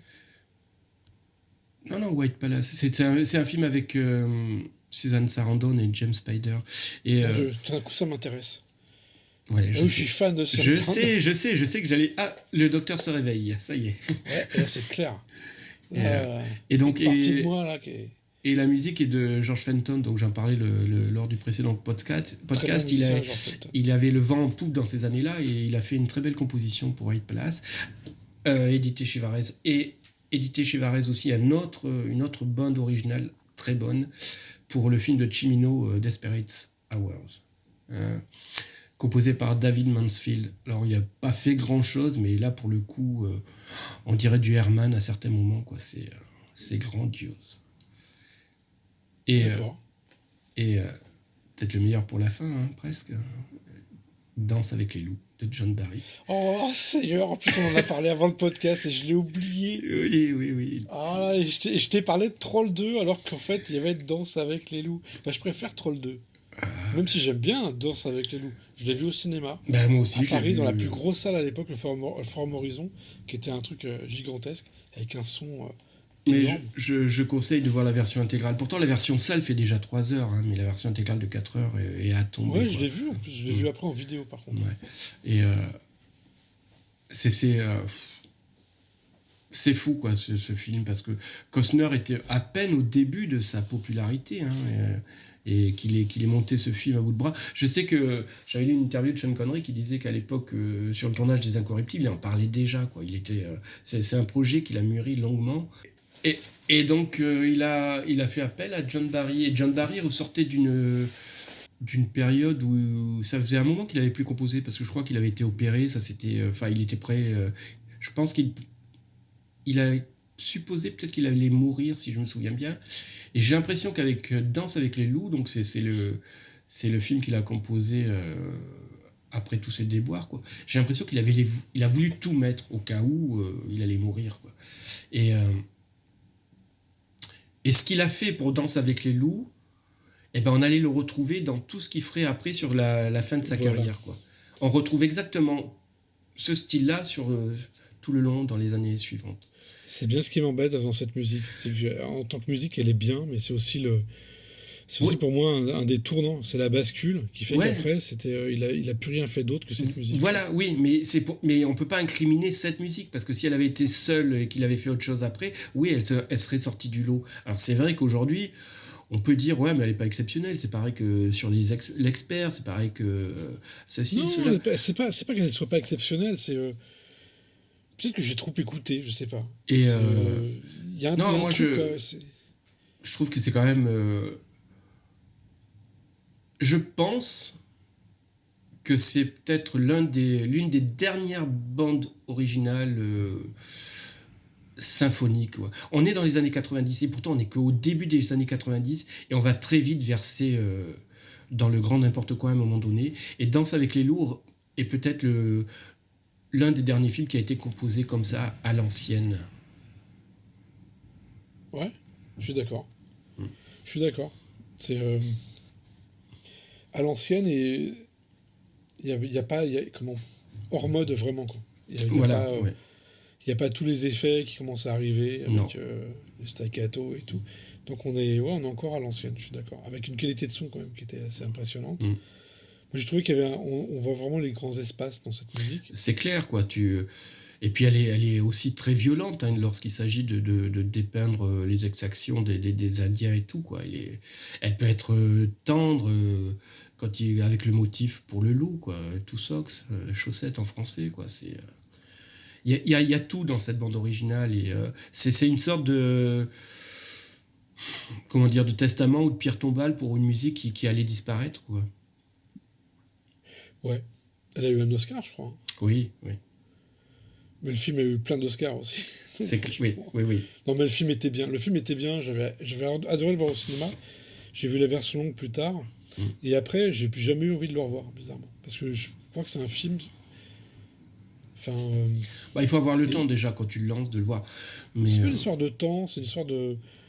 L'histoire est assez simple, finalement. Quand tu oui. Elle est très simple, mais le message est toujours d'actualité, je trouve. Elle fait passer quand même quelque chose de beau qui, même si ça peut paraître cliché, qui est, face à la différence, faut pas s'arrêter à cette différence, faut essayer de la comprendre et communiquer, quoi. Le rapport entre le personnage de Kevin Costner, John Denver et les Indiens, quoi, est magnifique.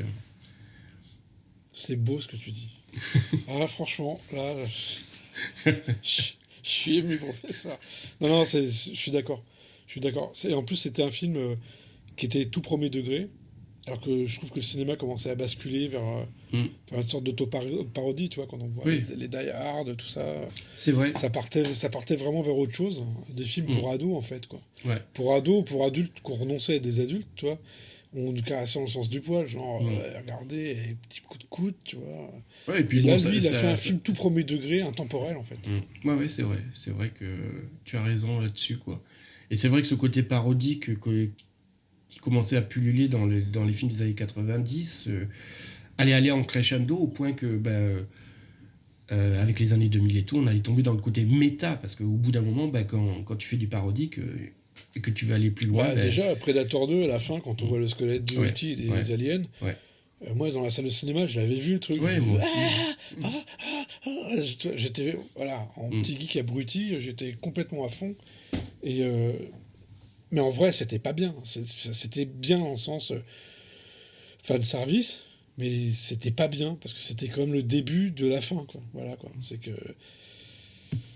Dans une suite, par exemple, dans Aliens, il n'y a pas tous ces petits trucs, c'est une vraie suite d'Aliens. On n'a pas...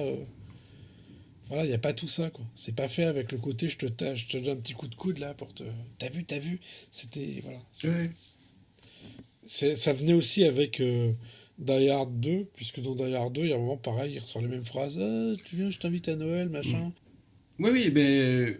Le personnage de McClane est conscient qu'il est en train de refaire le même film. Voilà. Donc, si tu veux, on était déjà dans le méta. Le méta arrivait déjà, quoi. Voilà. Est-ce qu'on est bon, professeur ? Ouais. Professeur, quelle est votre musique préférée de l'année 1990 ? Quelle est votre BO favorite, ou celle qui vous semble plutôt la plus intéressante ? Je préfère, parce que BO favorite, c'était pas le concept au départ. Tout à fait. On n'est pas là pour décerner les Oscars, hein, c'est clair. On devait chercher peut-être la BO la plus significative de quelque chose, ou qui dégageait quelque chose. Parce que si ça avait été ma BO préférée, je pense que Danse avec les loups en ferait partie. Mais, j'ai bien compris ça. Mais j'hésite sur deux BO, donc je vais faire pour une fois un ex-aequo, quoi. Donc on avait parlé de Randy Edelman, donc je vais en parler parce qu'on en parlera plus, je pense. Hein, c'est pas un grand compositeur, mais c'est pareil que par exemple George Fenton ou quoi, il avait le vent en poupe à ce moment-là, et il a fait la BO d'un film d'Alan Parker, comme See the Paradise, je sais plus, Bienvenue au paradis en français, sur une période de la Seconde Guerre mondiale que les Américains veulent me taire, quoi, où on enfermait, les Japonais, on mettait dans des clans les Japonais qui étaient sur le territoire américain. Et pour le coup, donc Randy Edelman, lui, il était habitué à des petites ritournelles pour les comédies, hein, surtout chez Ivan Reitman. Donc il avait fait Beethoven, Un flic à la maternelle. Il avait fait aussi Mon cousin Vinny, tout ça. Donc, pour le coup, il a fait quelque chose d'orchestral. Alors ça reste Randy Edelman, moi, ça m'a toujours fait rire parce qu'on a l'impression qu'on lui donne peut-être une moitié d'orchestre. Parce que même avec un orchestre, il arrive à faire un son où tu as l'impression que c'est bon marché, quoi. Il manque quelque chose, oui. C'est lui qui a fait Star Trek 6, non ? Non, c'est... Non, tu confonds avec un autre... et c'est pas du tout la même pointure. Qui s'appelle Edelman aussi, mais c'est EI.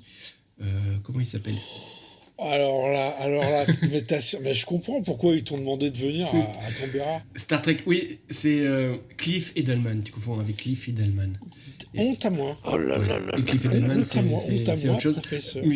Compositeur assez méconnu, mais que j'aime beaucoup. Non, donc là, c'est Randy. Et Randy, c'est lui qui avait fait Ghostbusters 2, par exemple. Tu vois, Non, c'est quelqu'un qui... je suis pas arrivé au bout. C'est quelqu'un qui est habitué un peu aux films de merde. Le professeur a dit un gros mot. Et sa musique, c'était un peu ça. Moi, j'aime beaucoup parce qu'elle dégage, elle a un petit cachet. Mais pour le film de Parker, il a essayé de faire quelque chose de plus sérieux et qu'il allait rééditer ensuite dans d'autres films comme Daylight, que j'aime beaucoup, comme un de tes films préférés parce qu'on a un dragon qui parle avec la voix de Sean Connery en anglais et celle de Philippe Noiret en français, Cœur de dragon. C'est qui en français ? Hein ? C'était qui en français ? Philippe Noiret.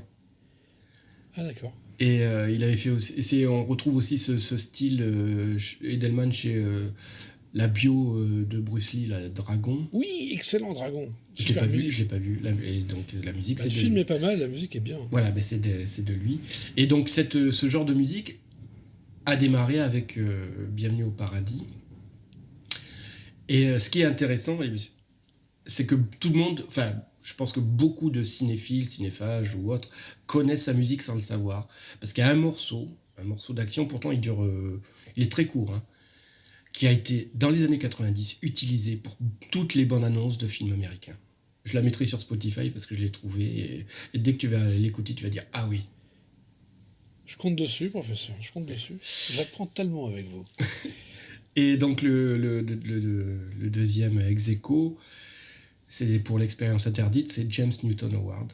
C'était bien, la musique était bien, je m'en souviens en plus. Quoi. Hérésie, elle a toujours pas été éditée. Pourtant, Intrada, La La Land, Varese, je ne sais pas ce qu'ils attendent, mais elle n'a toujours pas été éditée. Mais il y a peut-être une histoire de droit avec l'orchestre qui a enregistré aussi, parce qu'il faut repayer les musiciens. Je sais pas, parce que c'était vraiment... C'est vraiment...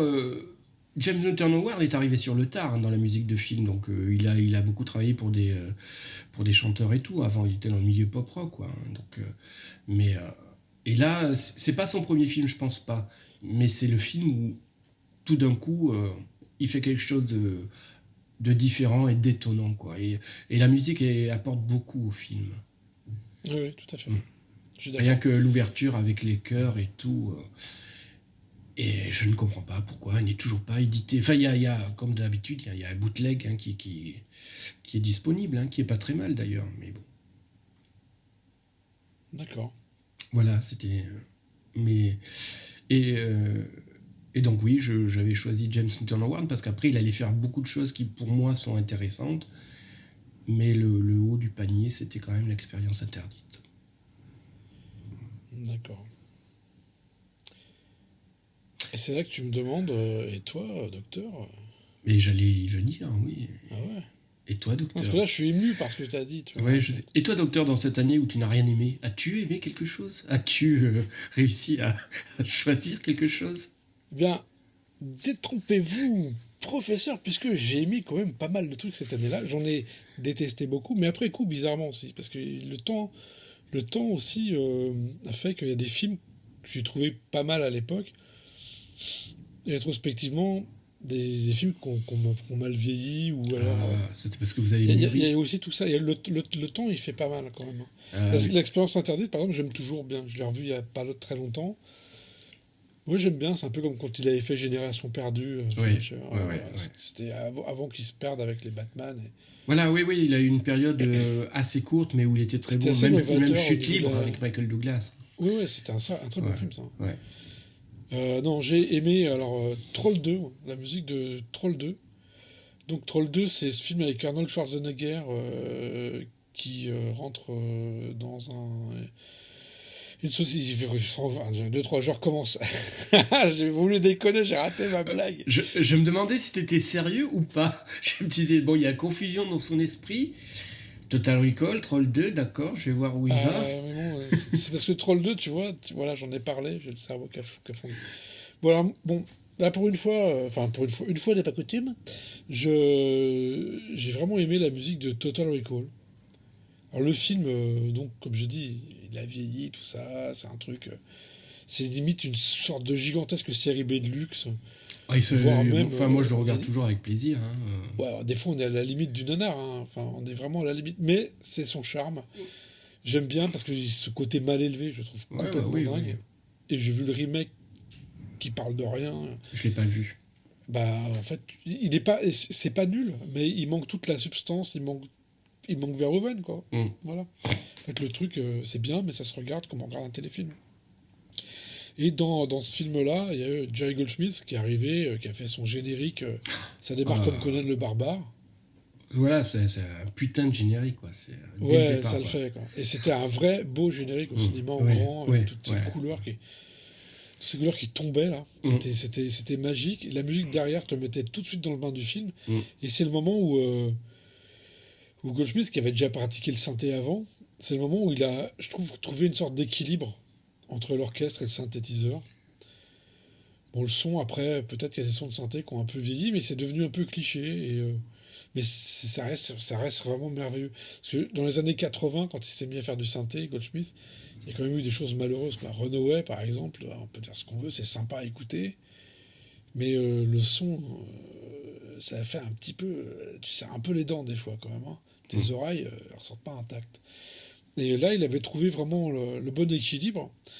Dedans, dans cet album, Total Recall, je parle du premier, par exemple, parce que il y a une version longue.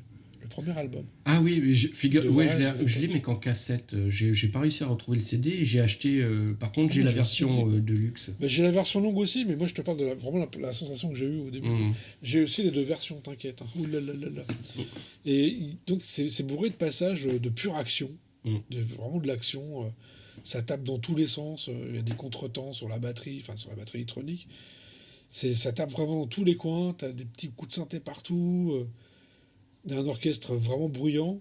Franchement, on est dedans. Et il y a des passages purement atmosphériques. Genre ce passage où le héros arrive sur Mars.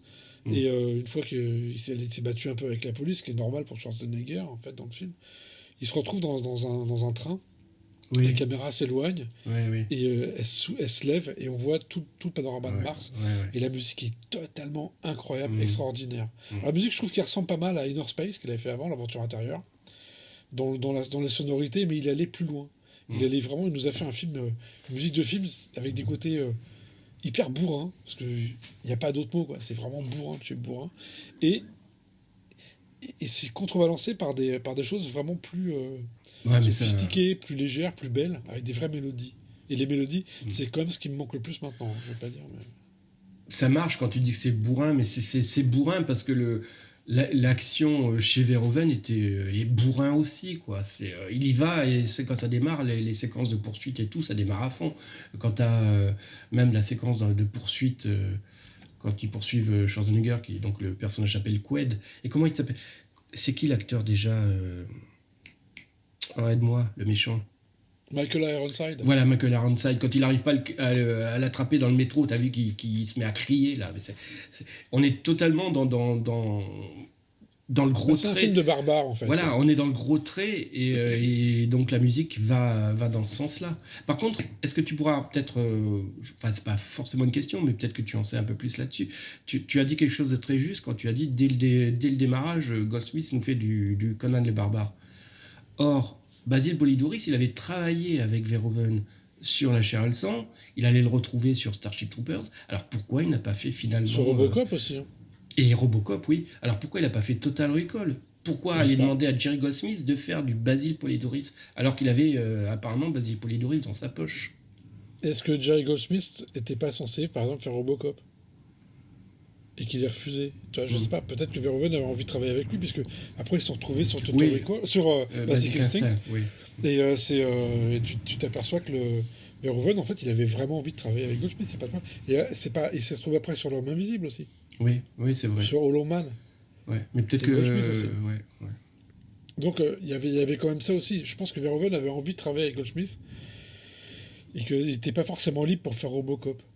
Et ceci dit, Polidoris, il fait le boulot, mais super bien, il n'y a pas de souci, quoi. Mais c'est pour ça que, à la limite, je ne comprends pas, parce que je comprends que les réalisateurs peuvent changer de compositeur à un moment donné. Et on sentait effectivement que Verhoeven, il était dans cette mouvance de vouloir travailler avec Goldsmith, puisque comme tu dis, il a fait Basic Instinct, et après L'Homme sans ombre, Hollow Man. Mais pourquoi donc dans ces cas-là, Starship Troopers, à la limite, je retourne la question. peut-être que Goldsmith Pourquoi c'est était pas pas libre, Goldsmith hein. qui a fait Starship Troopers, quoi? Bah, il était peut-être pas libre, ou ça se trouve, le sujet lui a déplu. Goldsmith, il peut aussi dire non, tu vois. Je veux dire, il avait les moyens, Oui. il en faisait un film, tu vois. Et puis, c'était peut-être à une période, je sais pas, est-ce que c'est pas la période où il y avait Star Trek 8 qui sortait, tu sais, il était suroccupé. Oui, c'est Le possible. De toute façon, il Star Trek, faisait Goldsmith, 15 films par an. Oui, donc, c'est ça, il a sous-traité le film, la moitié de la musique à son fils, toi. Donc peut-être que, je sais pas, franchement, je sais pas ce qui s'est passé là-dessous. Ce que je sais, c'est que la musique aurait été démente aussi par Basil Poledouris, parce que je pense que c'était aussi fait pour lui. Il n'y a pas de problème, mais peut-être que ça aurait été trop bourrin. D'accord. Ce Goldsmith apportait quand même un petit peu, même si c'est bourrin, il y a quand même un truc, il y a quand même quelque chose d'aérien dans la musique, quoi. Voilà.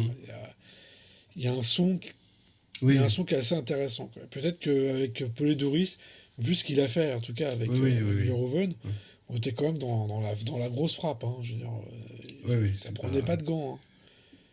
Donc je sais pas, peut-être qu'il y avait cette volonté d'adoucir la violence visuelle par autre chose musicalement, histoire que ce soit pas trop...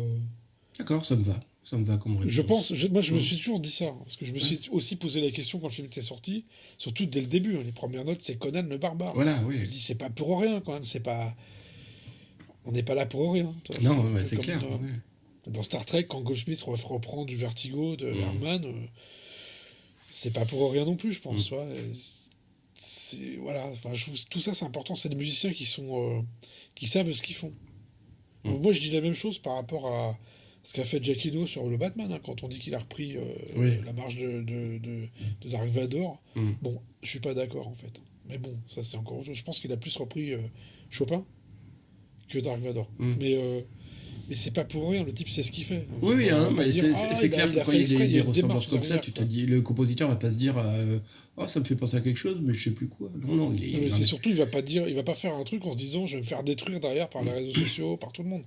Tu vois, il y a une démarche, peut-être que nous on l'a pas comprise forcément. Moi je pense qu'il a fait du Chopin en fait, c'est la marche funèbre de Chopin qu'il a repris derrière. Mais il y a tout cet esprit-là. Moi je pense que les réalisateurs, les musiciens de musique de film, je parle des bons, hein. Je parle pas Eric Serra, tout ça, qui fait toujours le même truc, qui se met en automatique et tout, tu vois. Mais bon, après, il a son talent, Serra, rien à dire, il a vendu plein de disques, il y a des gens qui adorent, hein. Mais il y a une vraie démarche derrière, autant qu'un réalisateur, il participe à la réalisation, quoi, voilà. C'est pas juste du papier peint. Par contre, quand tu dis, Eric Serra, il a vendu plein de disques et tout, il faut remettre les pendules à l'heure, parce qu'à un moment donné, t'as des gens qui sont accessibles et pas d'autres, hein. Eric Serra, c'était facile, presque tu pouvais acheter son CD à la boulangerie, quoi. Quand tu veux des bons compositeurs, des bonnes musiques de film et quelque chose de plus pointu, qui sont édités à des exemplaires limités, non, c'est pas donné à tout le monde, quoi. Il y a une démarche intellectuelle à avoir. Et donc forcément, ce qui marche en termes de chiffres de vente n'est pas représentatif du tout, quoi. Si tu inondes le marché, forcément, tu vas avoir des retours, quoi. Oui. Le professeur, non, je te trouve vraiment très élitiste, en fait. Tu veux dire qu'il y a des gens qui sont pas capables d'apprécier la musique de film? Oh là là là là. Non, je déconne. Je suis d'accord avec toi, complètement. Non, mais c'est clair. Si tu mets de la bouse partout, les gens achètent la bouse. Voilà. Et puis voilà, quoi. On est bien OK là-dessus. Il n'y a pas de problème. Non, de toute façon, je pense que la musique de film, c'est... Mais il y a un petit... Non, mais c'est vrai qu'il y a un petit côté élitiste, hein, la musique de film. Non, mais la musique d'Amélie Poulain, tu te rappelles la musique d'Amélie Poulain?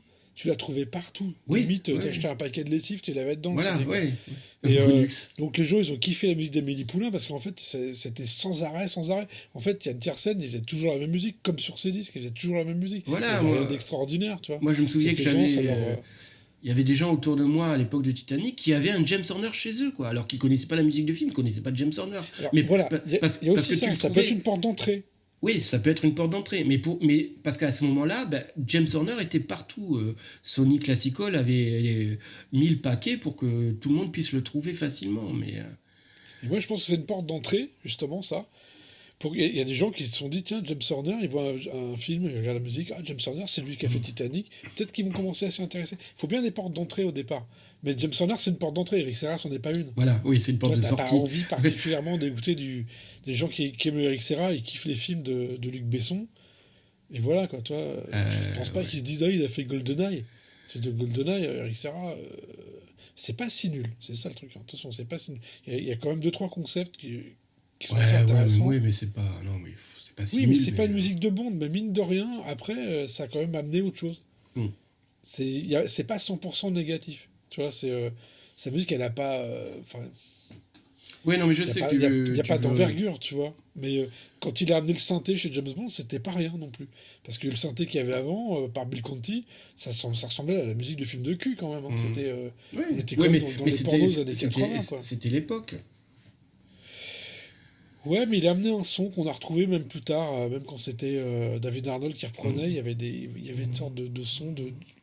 C'est pas 100% négatif. Après, sa musique... Elle s'écoute pas. C'est une question de matériel pour moi, parce que le matériel a évolué au niveau électronique. Donc, franchement, Eric Serra serait tombé à l'époque où Giorgio Moroder aurait commencé. Eric Serra nous aurait fait James Bond avec un bon tant pis, quoi, parce qu'il n'aurait rien eu d'autre sous la main. Donc, même sans lui, David Arnold aurait retravaillé sur des musiques électroniques. Je pense que David Arnold, de toute façon, c'était un fan de John Barry. Oui, clairement. À la base, comment dire, il aurait fait du James Bond à John Barry, de toute façon. Après, il est parti dans les trucs électro avec les Propeller Heads et tout. David Arnold, c'était de l'électro, la musique de Bond à la fin. C'était dans des rythmiques de dingue et tout. Mais il y avait une vraie mélodie. Il y avait toujours une mélodie qui t'accrochait. Oui. Mais moi, ce que je trouve... le seul apport moi, je dirais d'Eric Serra sur GoldenEye, enfin, sur la série Bond, tout comme avant lui, Michael Kamen, puisqu'il en a fait un, donc on en a parlé, c'est que ça a permis de voir que ils étaient tombés tellement bas que les producteurs se sont dit à un moment donné, non, et les gars, il faut relever la tête, quoi. C'est Bond et la musique est très importante dedans. Donc trouvez-moi un petit qui sache nous faire du John Barry, quoi. C'est indéniable. Bond, la musique, ça fait partie du personnage. Voilà, si tu retires la musique, c'est plus Bond. Hein. Et il a fallu justement avoir ces films où on n'était plus dans des Bonds, quoi. Comme tu disais avec Timothy Dalton, c'était plus des Bonds, quoi. C'était... et GoldenEye... Non, attends. Timothy Dalton, juste... Permis de tuer, c'était plus Bond. Permis de tuer, oui. Non, mais j'adore Timothy Dalton. Je regrette qu'on l'ait pas laissé... Pour moi, c'est un des meilleurs Bonds avec Sean Connery au début. Oui, je regrette qu'on l'ait pas laissé plus longtemps jouer... Parce qu'il était méchant, il était tout ce qu'il fallait. Je trouve qu'il avait, il avait un charisme, un truc... Il avait une gueule, quand il prenait l'air méchant, ok, il a l'air méchant. Mais il n'avait pas les films qui suivaient, malheureusement, et la musique derrière non plus. Mais c'était le moment où le cinéma, tout le cinéma d'action se redéfinissait. Justement, parce qu'il y a eu des choses qui ont évolué à ce moment-là. Il y a eu Die Hard, il y a eu À toute épreuve de John Woo, qu'on abordera en 92, je pense, au niveau musique. À toute épreuve, quand c'est arrivé, tout le monde l'a vu aux États-Unis, chez les réalisateurs, ils se sont dit on peut plus faire des films comme avant. C'était pas possible, même si c'était complètement survolté et tout, quoi. Donc il y a des changements, c'est comme l'arrivée du numérique, des effets spéciaux numériques, ça a changé énormément de choses, l'extension de décors, l'effacement des câbles, les films ont changé, vraiment ont muté à ce moment-là. Là on va arriver dans pas longtemps, d'ailleurs, à Jurassic Park, qui était quand même un truc énorme, parce que même s'il y a eu des coups de semonce, des avertissements, on va dire, au niveau technologique avec Terminator 2 ou Abyss, quand Jurassic Park est sorti, là, c'était quand même... ils ont quand même créé des êtres vivants en numérique, et on n'en doutait pas une seule seconde. Oui, c'est clair. C'est pas juste un trucage qui est là pour te sidérer parce que ça n'est jamais vu. Ok, on n'a jamais vu des dinosaures, mais on sait très bien comment bouge un être vivant, le poids qu'il a, tout ça. Tu vois. On en avait parlé dans un podcast précédent. Il y a pas que... C'est pas juste lié au... La réussite sur Jurassic Park n'est pas juste liée au numérique lui-même, mais à la mise en scène derrière. Il y a une vraie recette de cuisine, la musique aussi, énormément. La mise en scène, les références à King Kong, tout est dedans. Justement, la magie, elle opère parce que... Elle opère parce que, justement, il y a tout ce vécu qu'on a. Ce qu'aujourd'hui, les gens n'ont pas compris, et surtout les gens de chez Marvel, où on nous balance des effets numériques, mais dans ta face, et démerde-toi avec ça. Parce que là, on est dans la fête foraine. Il n'y a aucune mise en scène, quoi. Non, mais c'est de la fête foraine, Marvel. Moi, j'ai rien contre la fête foraine. Je me suis éclaté. J'ai vu aller voir le troisième Spider-Man. Là, je me suis bien marré en le voyant et tout. Je savais que j'avais rien à en attendre. J'ai bien rigolé, il y avait plein de trucs. À Tante Milf, j'ai spoilé, quand elle meurt, je me suis dit, mince, ils ont tué Tante Milf. C'était super dommage. Et voilà, parce que j'aimais bien le personnage. Mais tu peux pas tuer Marissa Tomei, il faut arrêter, quoi. Oui, mais là, ils étaient obligés parce qu'ils devaient ils devaient repartir à zéro. Ils devaient resetter. Ils ont vu qu'ils se sont fourvoyés, ils ont fait un Spider-Man pour les mômes, et l'acteur, il avait plus une tête de môme, donc il fallait quand même le faire évoluer. Et ils allaient perdre leur public, donc voilà, c'était... il a surtout une tête à claque, hein. Je suis désolé, mais Tom Holland, pour moi, c'est un des pires comédiens de toute l'histoire du cinéma. Je supporte pas, quoi. Ah non, mais c'est juste pas possible, il a une tête à tarte, mais ouais. c'est vraiment grave. Et en plus, dans le film, quand tu vois les deux autres Spider-Man d'avant... Ouais, mais... Si tu mais quand tu compares à la BD, quoi, quand c'était John Romita qui signait et tout, mais Peter Parker, il était beau, quoi. Et ils ont été pêchés de Tom Holland. Mais il avait pas l'air stupide, surtout, quoi. Ouais. Moi, j'aimais bien, par John Romita, c'était la meilleure période pour moi. Bah oui. J'adore vraiment, quoi. Et là, quand dans Spider-Man, le 3e, on voit No Way Home, je crois. Quand on voit tous les Spider-Man qui déboulent, les deux autres Spider-Man qui déboulent, on se dit, ok, d'accord. Eux, c'était des comédiens.